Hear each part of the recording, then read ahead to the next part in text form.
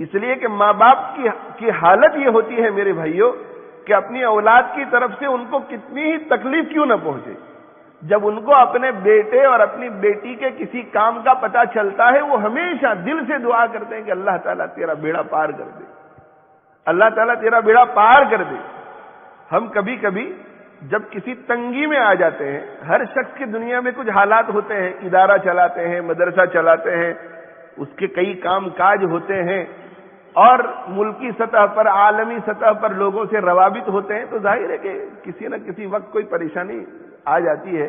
اور جب بہت ہی پریشانی کے شکار ہوتے ہیں، کوئی بہت بڑا کام ہوتا ہے، الجھن میں ہوتے ہیں اور کوئی بریک تھرو نظر نہیں آتا، اس میں ایسی کامیابی کی توقع اور امیدیں بہت کم نظر آتی ہے، تو ہم والدہ کو فون کرتے ہیں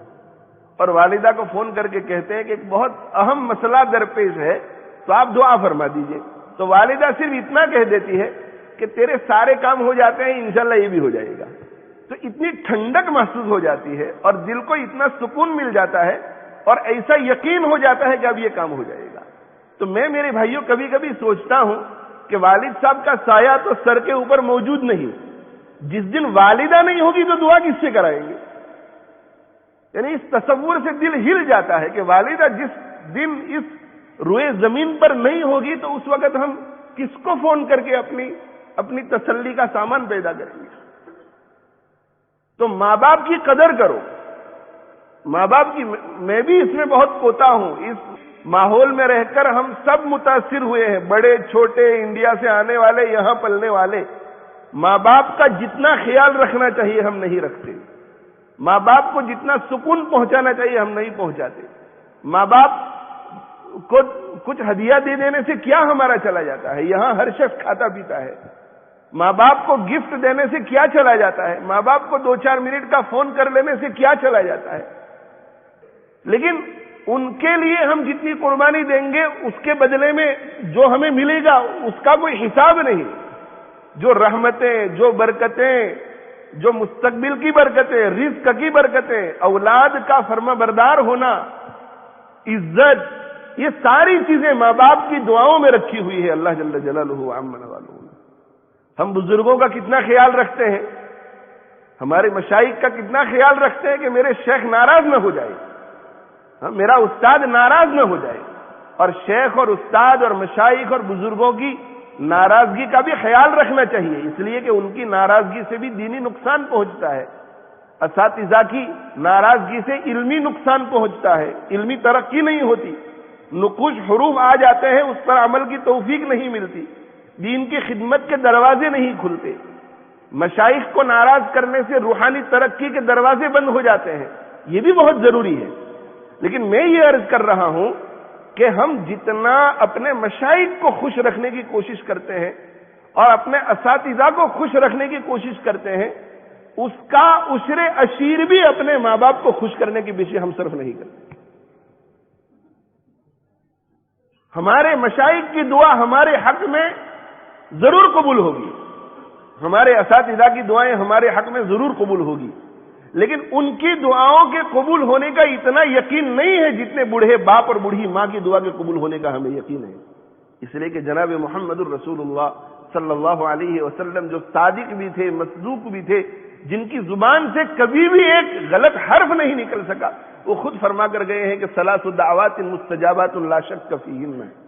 یعنی کتنی تاکید ہے اس میں کہ ثلاث دعوات، 3 دعائیں مستجابات مقبول ہوتی ہیں، لا شک فیہن، ان کی قبولیت میں کوئی شک نہیں، کوئی شک نہیں۔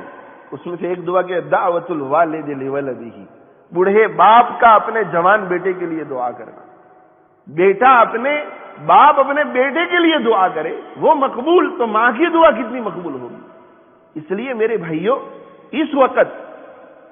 وقت دنیا میں ہمارے پاس جو کچھ بھی ہے، ہمارے پاس فیکٹری ہے، ہمارے پاس دکان ہے، ہمارے پاس تجارت ہے،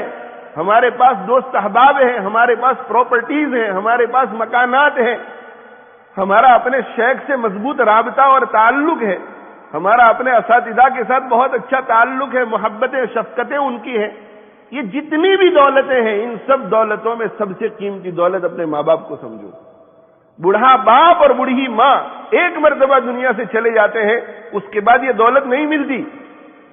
اور اس کے بعد پھر ندامت کے آنسو کے سوا کچھ باقی نہیں رہتا۔ پھر میرے بھائیوں،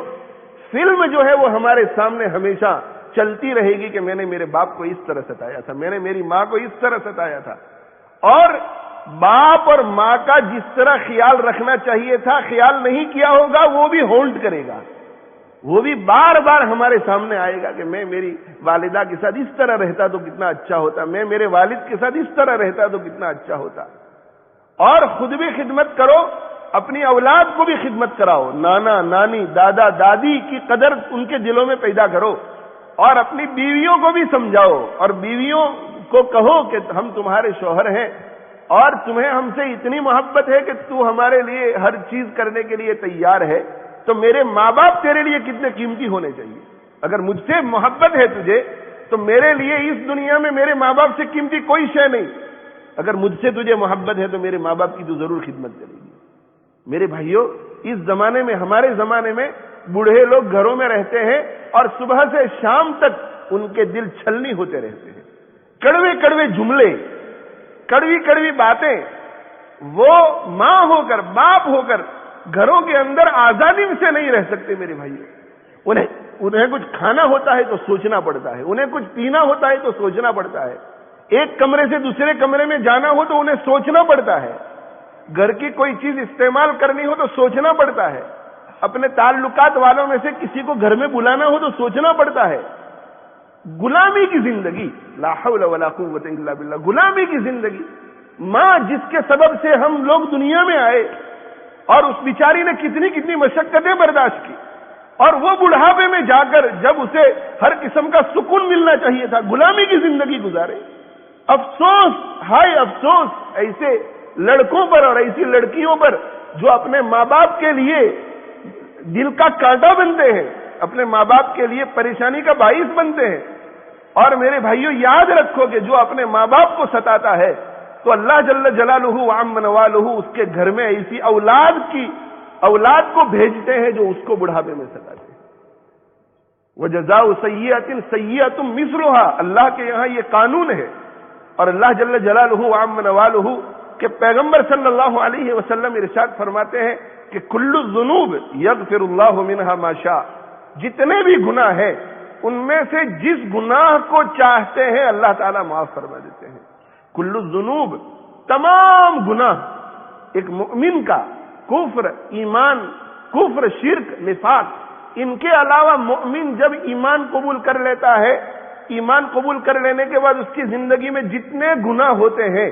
کل الذنوب، تمام گناہ، یغفر اللہ منها ما شاء، ان میں سے اللہ جس گناہ کو چاہتے ہیں معاف کر دیتے ہیں، الا عقوق الوالدین، مگر والدین کی نافرمانی، باپ کی نافرمانی اور ماں کی نافرمانی کو اللہ تعالیٰ معاف نہیں فرماتے۔ اور اتنا ہی نہیں کہ ماں باپ کی نافرمانی کو معاف نہیں فرماتے اور آخرت میں پکڑ فرماتے ہیں، حضرت صلی اللہ علیہ وسلم کی سچی زبان ارشاد فرماتی ہے، اور اس ارشاد پر 1400 سال کی تاریخ گواہ ہے کہ اس میں ایک رائی کے دانے کے برابر غلطی نہیں ہوئی ہے۔ آپ فرماتے ہیں کہ فَإِنَّهُ يُعَجِّلُ لِصَاحِبِهِ فِي الْحَيَاةِ قَبْلَ الْمَمَاتِ، ماں باپ کی نافرمانی کا گناہ اللہ تعالیٰ کی نظر میں اتنا شدید ہے کہ اللہ تعالیٰ ماں باپ کو پریشان کرنے والے کو آخرت میں عذاب دینے سے پہلے پہلے دنیا ہی میں عذاب میں مبتلا کرتے ہیں، دنیا میں وہ عذاب میں مبتلا ہوتا ہے۔ میری بھائیوں، اس لیے میری آپ سب سے درخواست ہے کہ اپنے ماں باپ کی خدمت کرو، اور ماں باپ کی خدمت کس کو کہتے ہیں وہ بھی بتلا دوں۔ ماں باپ کی خدمت کا حق اس وقت ادا ہوگا جب ماں باپ یہ سمجھے کہ میرا بیٹا مجھے سکون پہنچا رہا ہے، ماں باپ کا دل اندر سے خوش ہو، تب یہ کہا جائے گا کہ آپ نے ماں باپ کے حق کو ادا کیا ہے۔ یہ نہیں کہ آپ نے ان کو کھانا کھلا دیا، آپ نے ان کو کپڑے پہنا دیے، آپ نے ان کو ڈاکٹر سے ملاقات کرا دی، ہاسپٹل کا اپوائنٹمنٹ ہے تو آپ لے گئے، اتنا کافی نہیں ہے۔ ماں باپ کے ساتھ ایسا برتاؤ کرو، ایسی محبت کا معاملہ کرو، گفتگو اس طرح سے کرو، جب وہ بیمار ہو جائیں تو ان کے سرہانے بیٹھ کر ان کے ساتھ اس طرح ملاطفت سے پیش آؤ کہ اندر سے دل ماں کا خوش ہو جائے اور اندر سے دل سے دعائیں نکلنے لگے. جب یہ کیفیت ہو جائے تو پھر بیٹا یہ کہہ سکتا ہے کہ میں نے میرے ماں باپ کو راضی کیا ہے, میں نے میرے ماں باپ کو خوش کیا ہے. میرے بھائی, دنیا میں میرا اور تیرا وجود ماں باپ کی وجہ سے ہے. اگر یہ نہ ہوتے تو میں اور تو دنیا میں کہاں آتے. اور دنیا میں وجود کے بعد پرورش میں ان کا کتنا بڑا حصہ ہمیں بڑا کرنے میں کیا کیا پاپڑ بیلے ہوں گے. میں کبھی کبھی سوچتا ہوں کہ ہم 10 بھائی بہن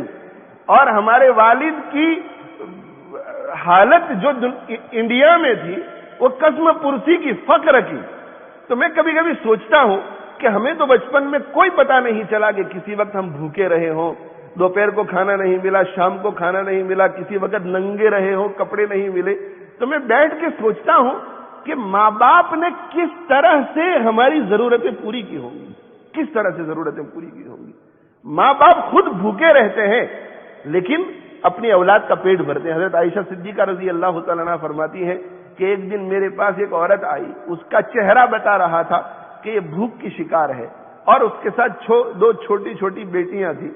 تو عائشہ رضی اللہ عنہا فرماتی ہیں کہ ان پر بھی بھوک کے آثار تھے, وہ بھیک مانگ رہی تھی کہ ہم بھوکے ہیں, کچھ کھانا کھانے کے لیے ہو تو دے دو. حضرت عائشہ رضی اللہ عنہا فرماتی ہے کہ میں جب گھر میں گئی تو میں نے ادھر ادھر تلاش کیا تو ہمارے گھر سے صرف 3 کھجوریں نکلی. 3 کھجوریں نکلی. حضرت عائشہ فرماتی ہے کہ میں نے اس عورت کے ہاتھ میں وہ 3 کھجوریں رکھ دی. حضرت عائشہ فرماتی ہے بڑی فقیہہ تھی, بڑی سمجھدار تھی, آبزرویشن کرتی تھی ہر چیز کی. تو وہ کہتی ہے کہ اس عورت نے 1 کھجور اپنی ایک بیٹی کو دے دی, دوسری کھجور دوسری بیٹی کو دے دی, اور تیسری کھجور اپنے ہاتھ میں اس نے پکڑ کے رکھی. اور شدید بھوک کے باوجود بھی اس نے کھائی نہیں اور وہ اپنی دونوں بیٹیوں کو دیکھتی رہی. حضرت عائشہ فرماتی ہے کہ ان دونوں نے اپنی اپنی کھجور لی اور فوراً کھا گئی, اس لیے کہ شدید بھوک تھی, اور اپنی ماں کی طرف دیکھنے لگی, دونوں بچیاں چھوٹی چھوٹی. حضرت عائشہ فرماتی ہے کہ اس ماں نے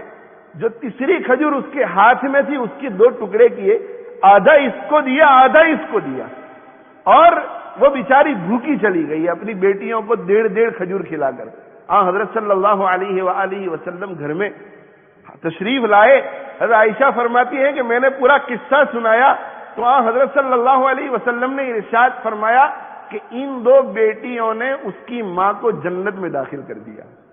اس کا مطلب یہ ہے کہ ماں باپ ہماری پرورش کرنے میں ایسی قربانیاں دیتی ہیں کہ ایک ایک قربانی ان کے لیے جنت میں جانے کے لیے کافی ہو جاتی ہے. یعنی اس سے اندازہ لگاؤ کہ کتنی ان کی قربانیاں ہوں گی. ایک ایک قربانی اتنا مجاہدہ ماں باپ اپنی اولاد کی پرورش میں صرف کرتے ہیں کہ ایک ایک قربانی ان کو جنت میں لے جانے کے لیے کافی ہے. جنت میں لے جانے کے لیے کافی قربانیاں جب ماں باپ ہم پر صرف کرتے ہیں تو میرے بھائیوں کتنے احسانات ہوں گے ان کے, کتنے. ہم ان کو ٹیلی فون نہیں کر سکتے, ہم ان کی ملاقات نہیں کر سکتے, ہم ان کو 10 پاؤنڈ ہاتھ میں نہیں دے سکتے, ہم ان کے ساتھ پیار محبت سے بات نہیں کر سکتے, ہم ان کو کوئی تحفہ نہیں دے سکتے, ہم ان کی خوشی کا سامان نہیں بن سکتے. میرے بھائیوں یاد رکھو یہ ساری چیزیں پکڑ کا سبب بنے گی. اس لیے آج ہی سے عزم کر لو اور توبہ کر لو کہ آج سے ہمیں ہمارے ماں باپ کے ساتھ اچھا سلوک کرنا ہے. حضرت موسیٰ علیہ السلام کا واقعہ پہلے بھی میں نے عرض کیا تھا. موسیٰ علیہ السلام نے ایک مرتبہ پوچھا اللہ تعالیٰ سے کہ اے اللہ جنت میں میرا ساتھی کون ہوگا, اس کی اگر ہو سکے تو میری ملاقات ہو جائے. اللہ جل جلالہ عم نوالہ نے ارشاد فرمایا کہ موسیٰ فلاں گاؤں میں چلے جاؤ, وہاں ایک قصاب ہے, وہاں ایک کھاٹکی ہے, بچر ہے, جو گوشت بیچنے کا کاروبار کرتا ہے, وہ تمہارے ساتھ جنت میں ہوگا. موسیٰ علیہ السلام نے سفر کیا اور وہاں جا کر کے بیٹھ گئے اس کی دکان کے پاس. کہا کہ میں مسافر ہوں اور تمہارے پاس کچھ وقت گزارنا چاہتا ہوں. کہا بہت اچھی بات ہے. اس زمانے میں لوگوں کے دل بڑے تھے, مسافر آتا تھا کھلاتے تھے پلاتے تھے گھر میں رکھتے تھے. بیٹھ گئے موسیٰ علیہ السلام اور دیکھتے رہے اس کو, اس کا معاملہ لوگوں کے ساتھ کیسا ہے, کوئی خاص خوبی کوئی خاص عمل جس کی وجہ سے جنت میں اس کو اتنا اونچا درجہ ملے گا کہ اپنے زمانے کے پیغمبر کے ساتھ وہ جنت میں ہوگا. دیکھتے رہے اور پیغمبرانہ نظر سے دیکھتے رہے, لیکن کوئی عمل ایسا اسپیشل نظر نہیں آیا کہ جس کی وجہ سے یہ کہا جا سکے کہ اس عمل کی وجہ سے وہ پیغمبر کے ساتھ جنت میں ہوگا۔ موسیٰ علیہ السلام نے سوچا کہ شاید رات کو کوئی خاص عبادت کرتا ہوگا جس کی وجہ سے یہ جنت میں میرے ساتھ ہوگا، تو درخواست کی کہ میں اگر رات بھی آپ کے یہاں ٹھہر جاؤں، میں کل یہاں سے سفر کروں گا۔ کہا بہت اچھی بات ہے۔ یہ اپنی دکان بند کر کے اپنے گھر ان کو لے گئے۔ جب گھر لے گئے تو ان صاحب نے موسیٰ علیہ السلام سے کہا کہ آپ اپنا منہ وغیرہ دھو لیجئے، گرد و غبار ہوتا ہے، مسافر دور سے آتا ہے، تو ایسے غریب ملکوں میں شام کو سب، ہم بھی بچپن میں ہوتے تھے تو شام کو ہاتھ پیر سب دھوتے تھے، غسل کرتے تھے، مائیں غسل کراتی ہیں بچوں کو، تو کہا آپ جو ہے ذرا صفائی اپنی کر لیجئے اور میں آپ کے ساتھ کھانے پر بیٹھوں گا، لیکن مجھے ایک بہت ضروری کام ہے وہ پہلے میں کر لوں۔ موسیٰ علیہ السلام اپنا کام بھی کرتے گئے، اس کو برابر غور سے دیکھتے گئے، تو اس نے چولہا جلایا۔ چولہا جلانے کے بعد اس نے اس کے اوپر ہانڈی رکھی، ہانڈی کے اندر وہ کچھ گرم کر رہا تھا، گرم کر کے اس میں بالکل روٹی کو چورا چورا کر کے اندر ڈال دیا اور ایک پورج جیسا اس نے بنایا، اور پورج جیسا بنا کر کے وہ ایک پیالے میں نکال کر کے ایک بستر تک آیا۔ موسیٰ علیہ السلام بہت دھیان سے دیکھ رہے تھے، بستر کے پاس آیا اور بستر میں اس کی بہت بوڑھی والدہ اتنی دبلی پتلی کے بستر میں نظر بھی نہیں آ رہی تھی، چھوٹے بچے کی طرح۔ تو موسیٰ علیہ السلام نے دیکھا کہ اس نے اپنی بوڑھی والدہ کو اٹھایا اور اٹھا کر کے اپنی گود میں رکھا، اور گود میں رکھنے کے بعد اسے بہت محبت سے وہ کھلانے پلانے لگا۔ موسیٰ علیہ السلام حیران تھے کہ یہ صاحب تو بڑے تلخ مزاج ہیں، اور ابھی دکان میں تو ہر شخص کو ڈانٹ ڈپٹ کر رہے تھے چھوٹی چھوٹی بات میں،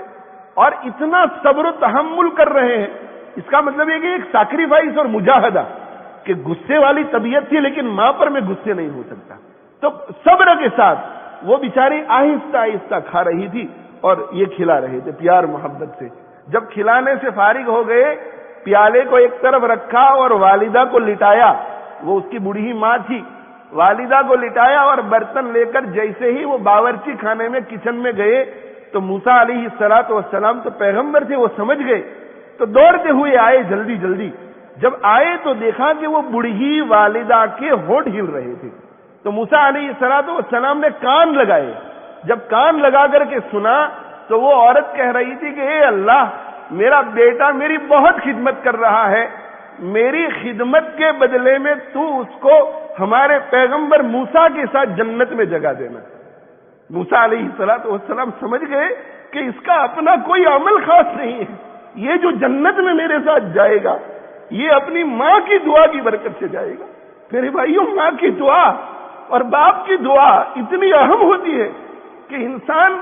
جہنم میں گرا ہوا بھی سیدھا جنت میں چلا جاتا ہے، ایک دعا کی برکت سے اس کے سارے کام ہو جاتے ہیں۔ اس لیے کبھی بھی ماں باپ کو مت ستاؤ، کبھی بھی ماں باپ کے دل کا کانٹا مت بنو،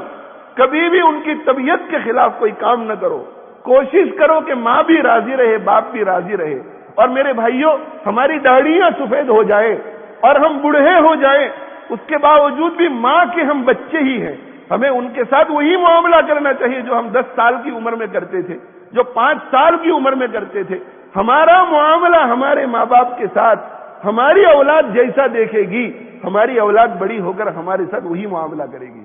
اس لیے میرے بھائیوں، ماں باپ کے ساتھ اچھا معاملہ کرو، انہیں بہت خوش رکھو، اور اگر کسی کی کوتاہی ہو گئی ہے آج ہی جا کر اپنی ماں سے، اپنے باپ سے معافی مانگو، اور معافی مانگ کر ان سے صلح کر لو۔ اور اگر وہ دنیا سے رخصت ہو چکے ہیں تو اب خدمت کا ایک ہی طریقہ رہ گیا ہے کہ اللہ کے راستے میں ان کے نام پر خوب خیرات کرو اور ان کو ثواب پہنچاؤ، تلاوت کر کے ثواب پہنچاؤ، عمرہ کر کے ثواب پہنچاؤ، ان کے لیے خوب ایثار ثواب کرو تاکہ ان کے رفع درجات ہوں تو قیامت کے دن وہ خوش ہو کر کے اٹھیں۔